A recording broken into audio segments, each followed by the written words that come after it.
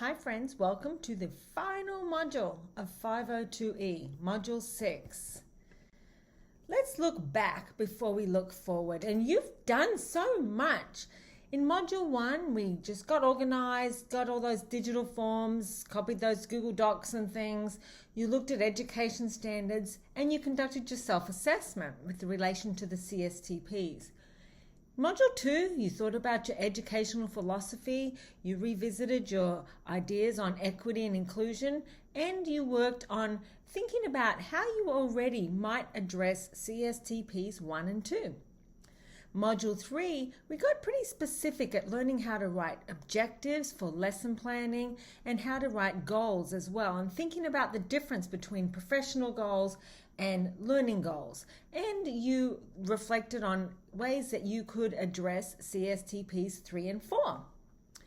Module 4, it was all about AI. It was AI for teacher support, but also AI for lesson planning, and you submitted the AI lesson plan critique.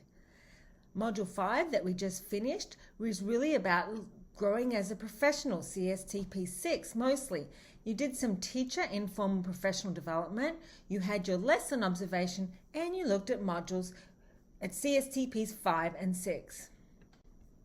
So, Module 6, we put it all together. You're going to be setting professional growth goals for the remainder of the program in this module. And you're going to do that through action research. So you'll be reading about what is action research. You'll be starting the ILP assignment, which has you'll be doing part 1. It's table 1, which is who you are, where do you teach, who's your mentor, and all of that. And table 2, your first column, we'll think about your CSTP self-assessment, the lesson observation reflection, and where you have some professional growth goals. You'll fill them into column 2. In column 3, you'll think about an action plan. How might I improve in this area? And in column 4, you'll think about what will be some measurable student outcomes that will show that I have improved in this area. Let's look specifically at week 11. You've got different deadlines, Saturday for the discussion, and you should complete the ILP part 1, tables 1 and 2, before your mentor meeting. The content in week 11 is a wakelet about action research. Spend as much time as you have and explore as much as you can. You do need to know what action research is to be able to talk to your mentor. In your mentor meeting, I want you to share what you've written for your ILP part 1 and be really a good listener and take advantage of your mentor's expertise and have them give you feedback on it. And just talk about action research, what it is, what it means to them, and how they engage in it. In week 12, you've got some different deadlines again because the class finishes on Friday. So by Monday and Wednesday, revisit the discussion about focus of your action research.